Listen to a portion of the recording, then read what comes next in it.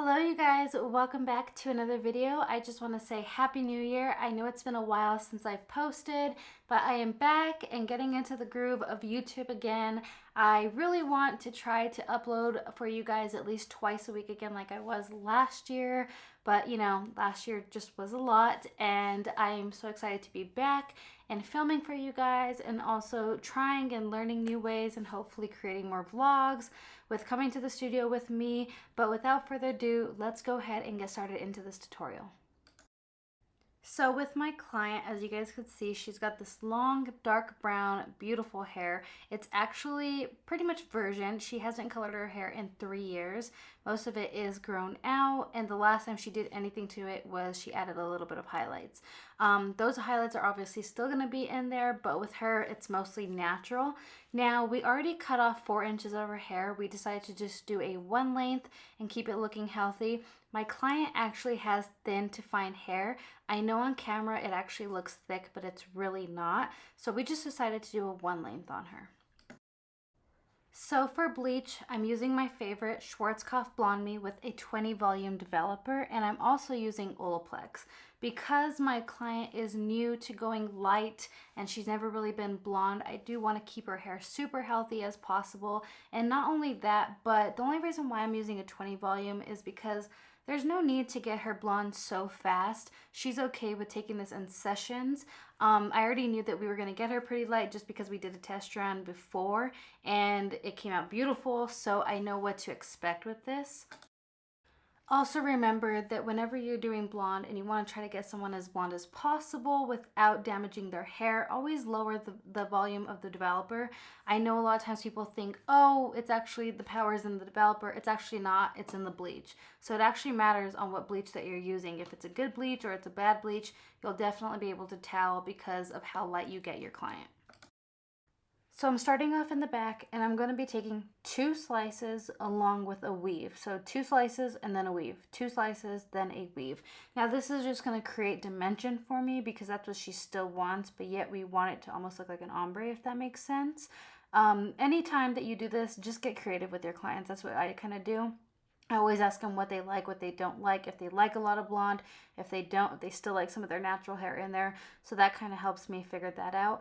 Now, I will say a lot of times people always ask me, why do I back comb? I think I back comb just because it gives me a little bit of a cushion and it allows me not to take the bleach so high, like to the scalp. So that's really the only reason why I do it. And I just feel like it also thins out the hair just a little bit to where you could saturate the hair fully with bleach.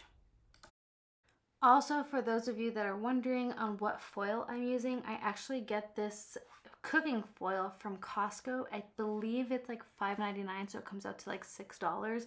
But I love this foil. I highly recommend it. I also love Famar foils, but when I'm working with super long hair and somewhat too thick but yet thin hair, I love using these foils. For some reason, these are just my favorite and they're my go-to.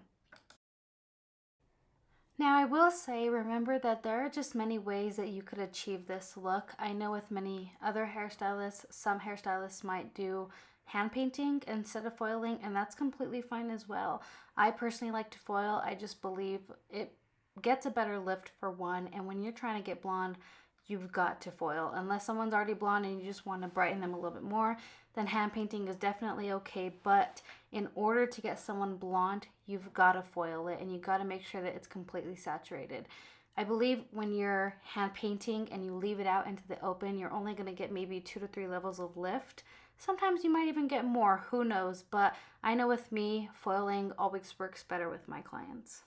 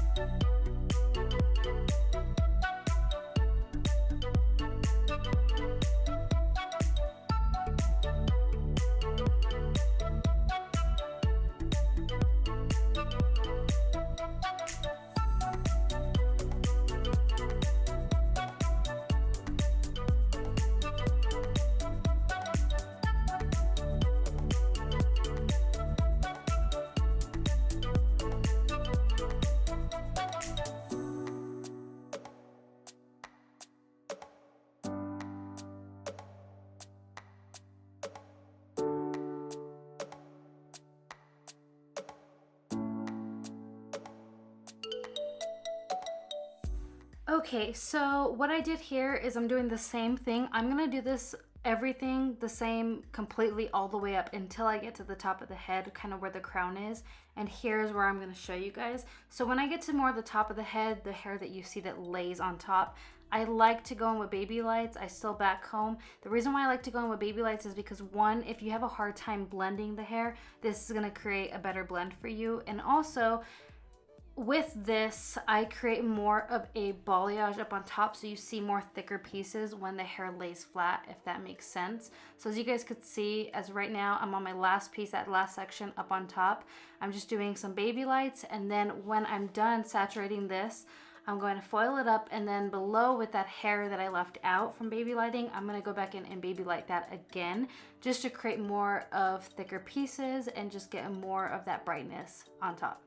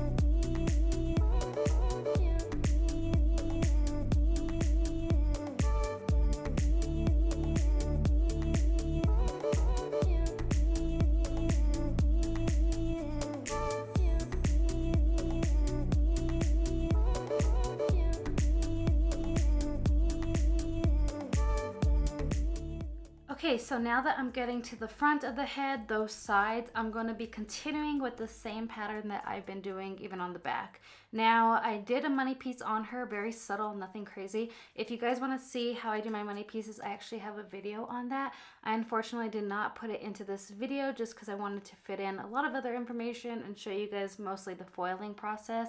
But if you guys want to see that video, go to my channel. I definitely have one, and it's actually very thorough, so you guys just see exactly how I do my money piece.